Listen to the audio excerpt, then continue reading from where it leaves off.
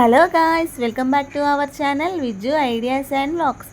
ఈరోజు నేనైతే మీతో ఎప్పుడు చేసిన ఒకేలాగా ఎంతో టేస్టీగా ఉండే చేపల పులుసునైతే మీకు చూపించబోతున్నాను. ఏ రకమైన చేప అయినా సరే ఒక్కసారి ఇలా ట్రై చేసి అయితే చూడండి, టేస్ట్ మాత్రం సూపర్గా ఉంటుంది. మరి ఇంకెందుకు లేట్ చేయకుండా ప్రాసెస్లోకి అయితే వెళ్ళిపోదామా. ఫస్ట్ అయితే మనం ఒక మీడియం సైజ్ ఆనియన్ అయితే ఇలా కాల్చుకోవాలి. నెక్స్ట్ ధనియాలు, జీలకర్ర, మెంతులను అయితే ఇలా వేంపుకొని సైడ్కి అయితే పెట్టేసుకోవాలి. నెక్స్ట్ వచ్చేసి ఇక్కడ పులుపుకు సరిపడ చింతపండుని అయితే తీసుకొని ఇలా మంచిగా వాష్ చేసుకొని మంచి వాటర్ పోసుకొని అయితే సైడ్కి నానబెట్టేసుకోవాలి. ఇలా చింతపండు నానేలోపు అయితే మనం ఒక పెద్ద బౌల్ అయితే తీసుకోవాలి. చేపల చారుకి ఎప్పుడైనా సరే లోతుగా ఉండే గిన్నె కాకుండా ఇలా వెడల్పుగా ఉండే గిన్నె తీసుకుంటే చేప అనేది చినగకుండా మంచిగా ఉడుకుతుంది అన్నట్టు. ఫస్ట్ అయితే మనం 2 టేబుల్ స్పూన్ ఆయిల్ వేసుకొని అందులో కట్ చేసుకున్న ఆనియన్స్, 2 పచ్చిమిర్చి వేసుకొని అయితే బాగా ఫ్రై చేసుకోవాలి.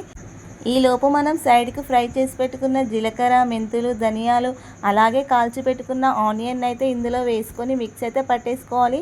ఇలా ఆనియన్స్ బ్రౌన్ కలర్ వచ్చేంత వరకు అయితే ఫ్రై చేసుకొని ఇందులో కొంచెం పసుపు వేయించుకొని నెక్స్ట్ అయితే ఇందులో అల్లం వెల్లుల్లి పేస్ట్ అయితే వేసుకొని సిమ్లో ఉంచేసి ఒక 5 మినిట్స్ అయ్యాక 2 టమాటోస్ కొంచెం సాల్ట్ వేసి కొంచెం కలుపుకొని అయితే మళ్ళీ మూత పెట్టేసి ఒక 5 మినిట్స్ అయితే సిమ్లో ఉంచేసుకోవాలి. ఇలా టమాటోస్ అయితే బాగా మెత్తగా అయ్యాక నెక్స్ట్ ఇందులో మన చారుకి టేస్ట్కి సరిపడా కారం అయితే వేసేసుకొని ఇలా టమాటోస్ మెత్తగా అయ్యాకైతే మళ్ళీ కొంచెం కొత్తిమీర వేసేసుకొని ఒక 5 మినిట్స్ అయితే ఉంచేసుకోవాలి. ఇలా ఆనియన్స్, టమాటోస్ కొంచెం మెత్తగా అయ్యేంత వరకు ఉంచుకుంటే చారు కన్సిస్టెన్సీ అనేది వాటర్లా కాకుండా కొంచెం గట్టిగా వస్తుందన్నమాట. నెక్స్ట్ ఇక్కడ మనం చింతపండు రసం అయితే యాడ్ చేసుకోవాలి. ఇప్పుడే మనం టేస్ట్ అనేది చెక్ చేసుకొని పులుపు ఎక్కువైనా, కారం, ఉప్పు తక్కువైనా ఇప్పుడే యాడ్ చేసుకోవచ్చు అన్నట్టు. ఇందులో అయితే నేను చెక్ చేస్తే కొంచెం సాల్ట్ తక్కువగా ఉంది, అందుకే మళ్ళీ సాల్ట్ అయితే వేసాను. ఇప్పుడైతే మనం స్టవ్ని హై ఫ్లేమ్లో పెట్టుకొని ఒక 10 to 15 మినిట్స్ అయితే బాగా మసిలించుకోవాలి. ఇలా చారు బాగా మసిలేటప్పుడు అయితే మనం సైడ్కి రెడీ చేసి పెట్టుకున్న ఈ మసాలా మిశ్రమాన్ని మొత్తం అయితే ఈ చారులో వేసుకొని బాగా కలుపుకొని అయితే మళ్ళీ ఒక 5 to 10 మినిట్స్ అయితే మసిలించుకోవాలి.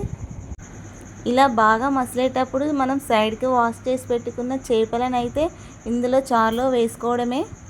ఏ రకమైన చేప అయినా సరే ఇలా అయితే ఒకసారి ట్రై చేసి అయితే చూడండి, టేస్ట్ మాత్రం సూపర్గా ఉంటుంది. ఇలా ఫైనల్గా అయితే కొంచెం గరం మసాలా చల్లుకొని కొంచెం కొత్తిమీర అయితే వేసేసుకోవడమే. ఇంతేనండి, ఎంతో టేస్టీ చేపల పులుసు అయితే రెడీ. నా వీడియో కనుక మీకు నచ్చినట్లయితే లైక్ చేసి సబ్స్క్రైబ్ అయితే చేయడం మర్చిపోకండి. అలాగే నా చేపల పులుసు ఎలా ఉందో మీ ఒపీనియన్ అయితే కామెంట్ సెక్షన్లో ఖచ్చితంగా కామెంట్ అయితే చేయండి. మళ్ళీ నెక్స్ట్ ఒక మంచి వీడియోతో అయితే మీ ముందుకు వచ్చేస్తాను. బాయ్.